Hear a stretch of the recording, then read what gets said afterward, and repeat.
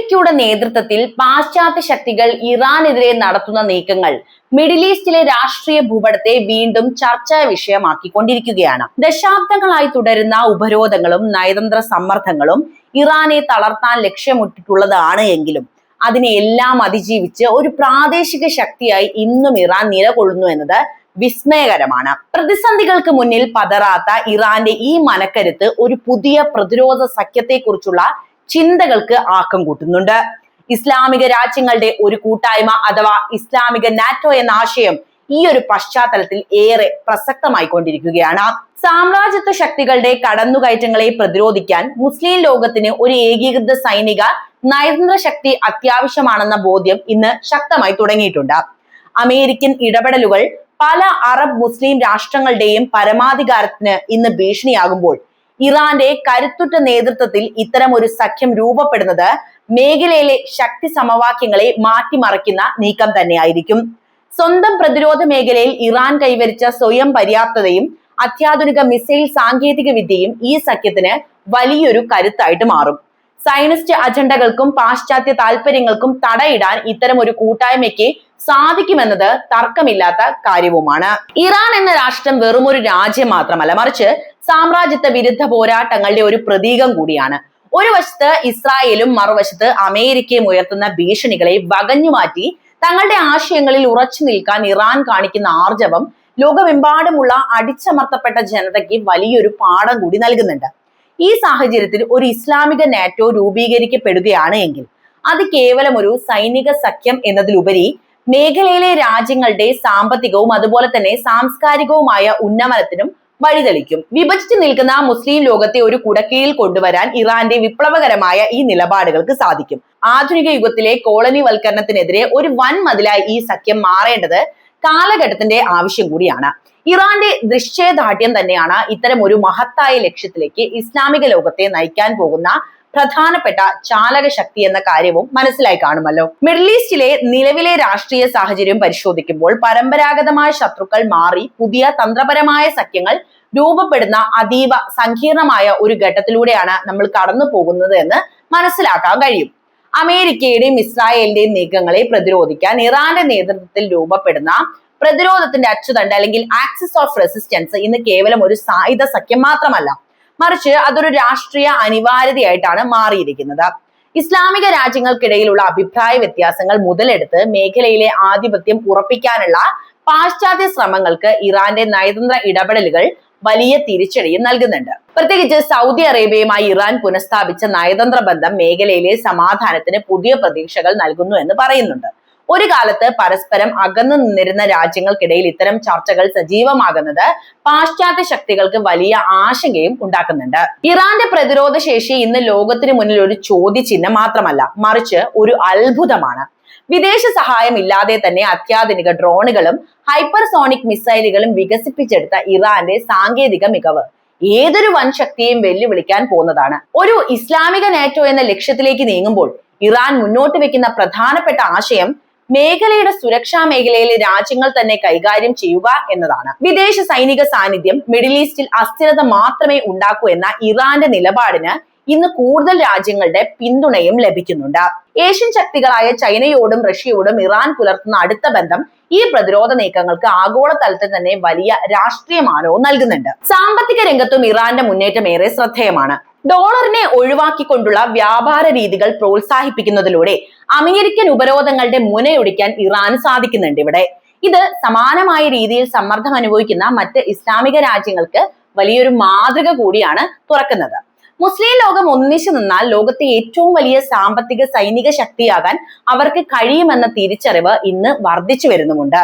ഇറാന്റെ വിപ്ലവകരമായ ഈ ഊർജം മറ്റ് രാജ്യങ്ങളിലേക്ക് കൂടി വ്യാപിക്കുമ്പോൾ സയനിസ്റ്റ് ശക്തികളുടെയും അധിനിവേശ താല്പര്യങ്ങളുടെയും പതനം അനിവാര്യമായി മാറും.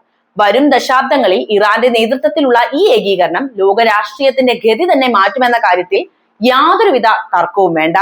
പാശ്ചാത്യ ശക്തികളുടെ കഠിനമായ ഉപരോധങ്ങളെ തകർത്തെറിഞ്ഞ് ഇറാൻ കൈവരിച്ച സൈനിക സ്വയം പര്യാപ്തത ആധുനിക ലോകത്തെ അത്ഭുതപ്പെടുത്തുന്ന ഒന്ന് തന്നെയാണ്. ലോകത്തെ മുൻനിര സൈനിക ശക്തികൾ പോലും ഇന്ന് ഇറാന്റെ ഡ്രോൺ സാങ്കേതിക വിദ്യയെയും മിസൈൽ ശേഷിയെയും വളരെ ഭീതിയോടെയാണ് നോക്കിക്കാണുന്നത് എന്ന കാര്യവും നമുക്ക് അറിയാവുന്നതാണ്, അല്ലെ?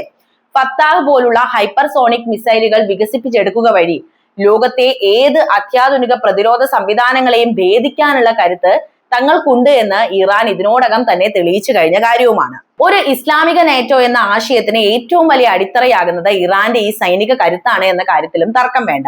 തദ്ദേശീയമായി നിർമ്മിച്ച അന്തർവാഹിനികളും അത്യാധുനിക റഡാർ സംവിധാനങ്ങളും ഇറാന്റെ അതിർത്തികളെ സുരക്ഷിതമാക്കുന്നതിനോടൊപ്പം തന്നെ മേഖലയിലെ മറ്റ് മർദ്ദിത രാഷ്ട്രങ്ങൾക്ക് ആത്മവിശ്വാസം നൽകുകയും ചെയ്യുന്നുണ്ട്. സൈനിക രംഗത്തേക്കാൾ ഉപരിയായി ആഗോള സാമ്പത്തിക ക്രമത്തിൽ ഇറാൻ നടത്തുന്ന ഇടപെടലുകൾ വളരെ ഏറെ നിർണായകവുമാണ്. ഡോളർ അധിനിവേശത്തെ ചെറുക്കാൻ രൂപീകരിച്ച ബ്രിക്സ് പോലുള്ള കൂട്ടായ്മകളിൽ ഇറാൻ ഇന്ന് സജീവ അംഗവുമാണ്. റഷ്യ, ചൈന തുടങ്ങിയ വൻ ശക്തികളുമായി ചേർന്ന് ഒരു പുതിയ സാമ്പത്തിക ധ്രുവം സൃഷ്ടിക്കാൻ ഇറാൻ നടത്തുന്ന നീക്കങ്ങൾ അമേരിക്കൻ ആധിപത്യത്തിന്റെ അന്ത്യം കുറിക്കുന്നത് തന്നെയാണ്. എണ്ണ വ്യാപാരത്തിൽ സ്വന്തം കറൻസികൾ ഉപയോഗിക്കുന്നതിലൂടെയും അതുപോലെ തന്നെ ഷാങ്ഹായ് കോർപ്പറേഷൻ ഓർഗനൈസേഷൻ പോലുള്ള സംഘടനകളിലൂടെയും ഇറാൻ തങ്ങളുടെ രാഷ്ട്രീയ സ്വാധീനം ഏഷ്യയിലുടനീളം വ്യാപിപ്പിച്ചുകൊണ്ടിരിക്കുകയാണ് ഇപ്പോഴുള്ളത്. ഇത് കേവലം ഒരു രാജ്യത്തിന്റെ വളർച്ചയല്ല, മറിച്ച് പാശ്ചാത്യ ഏകധ്രുവ ലോകത്തിന് പകരമായി ഒരു ബഹുധ്രുവ ലോകം കെട്ടിപ്പടുക്കാനുള്ള ശ്രമമാണ് എന്ന കാര്യമാണ് നമുക്ക് ഇതിൽ നിന്നും വായിച്ചെടുക്കാൻ കഴിയുന്നത്. മേഖലയിലെ സമാധാനത്തിനായുള്ള ഇറാന്റെ വിട്ടുവീഴ്ചയില്ലാത്ത നിലപാടുകൾ അറബ് ലോകത്തെ രാജ്യങ്ങളെയും ഇന്ന് പുനർചിന്തനയ്ക്ക് പ്രേരിപ്പിക്കുന്നുണ്ട്. ശത്രുതകൾ മറന്ന് ഒന്നിച്ചു നിന്നാൽ മാത്രമേ സാമ്രാജ്യത്തെ തുരത്താൻ കഴിയൂ എന്ന് ഇറാൻ പ്രവൃത്തിയിലൂടെ കാണിച്ചു തന്നിരിക്കുന്നു. യമൻ, സിറിയ, ലബനൻ തുടങ്ങിയ രാജ്യങ്ങളിൽ ഇറാൻ നൽകുന്ന പിന്തുണ കേവലം രാഷ്ട്രീയമല്ല, മറിച്ച് അധിനിവേശ വിരുദ്ധ പോരാട്ടങ്ങളുടെ ഭാഗമാണത്. ഈ ഐക്യദാർഢ്യം വരും കാലങ്ങളിൽ ഒരു ഔദ്യോഗിക പ്രതിരോധ സഖ്യമായി മാറുകയാണ് എങ്കിൽ അത് പശ്ചിമേഷ്യയിൽ നിന്ന് വിദേശ സൈന്യത്തെ കെട്ടിപ്പടുക്കാൻ പര്യാപ്തമാകും. സ്വന്തം ആദർശങ്ങളിൽ ഉറച്ചു നിന്നുകൊണ്ട് ലോകത്തെ വൻ ശക്തികളോട് കണ്ണിൽ കണ്ണു നോക്കി സംസാരിക്കാനുള്ള ഇറാന്റെ ആർജവം തന്നെയാണ് ഈ പുതിയ ലോകക്രമത്തിന്റെ ആവേശം എന്ന കാര്യം കൂടി ഞാനിവിടെ പറഞ്ഞുകൊള്ളട്ടെ. ഇറാന്റെ സൈനിക മുന്നേറ്റങ്ങളും തന്ത്രപരമായ ആണവ നിലപാടുകളും ആഗോള രാഷ്ട്രീയത്തിലെ ഏറ്റവും കൂടുതൽ ചർച്ച ചെയ്യപ്പെടുന്ന വിഷയങ്ങൾ തന്നെയാണ്. ലോകശക്തികൾ ഉപരോധങ്ങളിലൂടെ ഇറാനെ വരിഞ്ഞു മുറുക്കാൻ ശ്രമിക്കുമ്പോൾ ആ പ്രതിസന്ധികളെ സ്വന്തം കരുത്തായി മാറ്റാനാണ് ഒരു രാജ്യം ശ്രമിച്ചത്. അതിന് ഇവിടെ ഇറാനെ കൈയടിച്ച് പ്രോത്സാഹിപ്പിക്കുക തന്നെ വേണം. ഇറാന്റെ ഈ കുതിപ്പിന്റെ കുന്തമുന എന്ന് വിശേഷിപ്പിക്കാവുന്നത് ഇസ്ലാമിക റവല്യൂഷണറി ഗാർഡ്സ് കോർപ്സ് തന്നെയാണ് കേട്ടോ. ഒരു സാധാരണ സൈന്യത്തിനപ്പുറം സാമ്രാജ്യത്വ വിരുദ്ധ പോരാട്ടങ്ങളുടെ ഒരു ആഗോള ശൃംഖലയായിട്ട് IRGC ഇന്ന് വളർന്നിരിക്കുകയാണ്. ഗറില്ല യുദ്ധമുറകളിലും സൈബർ യുദ്ധതന്ത്രങ്ങളിലും ഒരേപോലെ പ്രാവീണ്യമുള്ള ഈ സേന പശ്ചിമേഷ്യയിൽ അമേരിക്കയുടെയും ഇസ്രായേലിന്റെയും നീക്കങ്ങൾ ഓരോ ഘട്ടത്തിലും പരാജയപ്പെടുത്തുന്നതിൽ മുഖ്യ പങ്ക് വഹിക്കുന്നുണ്ട്. ഇറാന്റെ ആണവ നയം പാശ്ചാത്യ രാജ്യങ്ങൾക്ക് എപ്പോഴുമുള്ള ഒരു പേടി സ്വപ്നമാണ് എന്ന കാര്യം നമുക്ക് കൃത്യമായിട്ട് അറിയാമല്ലേ. തങ്ങളുടെ ആണവ പദ്ധതി സമാധാനപരമായ ആവശ്യങ്ങൾക്കാണെന്ന് ഇറാൻ ആവർത്തിക്കുമ്പോഴും ഏത് നിമിഷവും ഒരു ആണവ ശക്തിയായി മാറാനുള്ള സാങ്കേതിക വിദ്യ ആ രാജ്യം ആർജിച്ചു കഴിഞ്ഞു എന്നത് ഒരു യാഥാർത്ഥ്യം തന്നെയാണ്. ഈ ആണവ ശേഷി തന്നെയാണ് വലിയൊരു യുദ്ധത്തിൽ നിന്ന് ശത്രുക്കളെ പിന്തിരിപ്പിക്കുന്ന പ്രധാനപ്പെട്ട ഘടകം. അന്താരാഷ്ട്ര ഉടമ്പടികളിൽ നിന്ന് അമേരിക്ക ഏകപക്ഷീയമായി പിന്മാറിയപ്പോൾ പോലും പതറാതെ തങ്ങളുടെ യുറേനിയം സമ്പുഷ്ടീകരണ പ്രക്രിയ തുടർന്നുകൊണ്ട് തങ്ങളെ ആർക്കും ഭീഷണിപ്പെടുത്താൻ കഴിയില്ലെന്ന് ഇറാൻ ലോകത്തിന് കാണിച്ചു കൊടുത്തതും നമ്മൾ കണ്ടതാണ്. ഇത് മേഖലയിലെ മറ്റ് രാജ്യങ്ങൾക്ക് നൽകുന്ന സന്ദേശം വളരെ വ്യക്തമാണ്. എന്താണത് എന്നല്ലേ? ആത്മാഭിമാനമുള്ള ഒരു രാഷ്ട്രത്തിന് ബാഹ്യശക്തികളുടെ സമ്മർദ്ദങ്ങൾക്ക് വഴങ്ങേണ്ടതില്ല എന്ന വലിയ സന്ദേശമാണ് ഇറാൻ ഇതിലൂടെ നൽകുന്നത്. ഇറാന്റെ ആയുധപ്പുരയിലെ ചില പ്രധാന കരുത്തുകൾ പരിശോധിച്ചാൽ തന്നെ അവർ എത്രത്തോളം കരുത്തരാണ് എന്ന കാര്യം നമുക്ക് മനസ്സിലാക്കാം. ഖൈബർ ഷെക്കാന്, സെജിൻ തുടങ്ങിയ മിസൈലുകൾ ആയിരക്കണക്കിന് കിലോമീറ്റർ അകലെയുള്ള ശത്രുതാ വളയങ്ങളെ കൃത്യമായി തകർക്കാൻ ശേഷിയുള്ളവയാണ്. ഇവയ്ക്ക് പുറമെ ഷഹീദ് ശ്രേണിയിലുള്ള ഡ്രോണുകൾ ഇന്ന് ആഗോളതലത്തിൽ തന്നെ യുദ്ധതന്ത്രങ്ങളെ മാറ്റിമറിച്ചിരിക്കുന്നു. റഷ്യ ഉക്രൈൻ യുദ്ധത്തിൽ പോലും ഇറാന്റെ മിസൈലുകളാണ് അവർ പ്രയോഗിച്ചിട്ടുള്ളത്. കുറഞ്ഞ ചെലവിൽ നിർമ്മിക്കാവുന്നതും എന്നാൽ അതിശക്തമായ പ്രഹരശേഷിയുള്ളതുമായ ഈ ഡ്രോണുകൾ പാശ്ചാത്യ രാജ്യങ്ങളുടെ കോടിക്കണക്കിന് ഡോളർ വിലമതിക്കുന്ന പ്രതിരോധ സംവിധാനങ്ങളെ നോക്കുകുത്തിയാക്കുന്നുണ്ട്. ഒരു ഇസ്ലാമിക നാറ്റോ രൂപീകൃതമാവുകയാണെങ്കിൽ ഈ സാങ്കേതിക വിദ്യകൾ മറ്റ് സഖ്യകക്ഷികൾക്ക് കൂടി ലഭ്യമാകുന്നത് മേഖലയിലെ പാശ്ചാത്യ ആധിപത്യം എന്നേക്കുമായി അവസാനിപ്പിക്കാൻ സഹായിക്കുമെന്ന കാര്യത്തിൽ യാതൊരുവിധ തർക്കവുമില്ല എന്നതാണ് പറയാനുള്ളത്. ഒരുപാട് പ്രതിസന്ധികൾ നേരിട്ട രാഷ്ട്രം തന്നെയാണ് ഇറാൻ. എന്നാൽ ഇതൊന്നും ഇറാനെ തളർത്തുകയല്ല, മറിച്ച് കൂടുതൽ കരുത്തുറ്റതാക്കുകയാണ് ചെയ്തിരിക്കുന്നത്. പട്ടിണിയും പരിവട്ടവും പറഞ്ഞ് ഇറാനെ മുട്ടുകുത്തിക്കാമെന്ന് കരുതിയവർക്ക് ഇന്ന് ആ രാജ്യത്തിന്റെ ശാസ്ത്രീയവും സൈനികവുമായ വളർച്ചയ്ക്ക് മുന്നിൽ പകച്ചു നിൽക്കേണ്ടതായിട്ടാണ് വരുന്നത്. വരും കാലങ്ങളിൽ ഒരു ഇസ്ലാമിക പ്രതിരോധ സഖ്യം യാഥാർത്ഥ്യമാകുമ്പോൾ അതിന്റെ തലച്ചോറും ഹൃദയവും ഇറാൻ തന്നെ ആയിരിക്കും എന്നതിൽ യാതൊരുവിധ സംശയവുമില്ല. നീതിക്കും സ്വാതന്ത്ര്യത്തിനും വേണ്ടിയുള്ള ഈ പോരാട്ടം ലോക ചരിത്രത്തിൽ പുതിയ അധ്യായങ്ങൾ രചിക്കാനിരിക്കുകയാണ് എന്നുകൂടി പറഞ്ഞുകൊള്ളട്ടെ.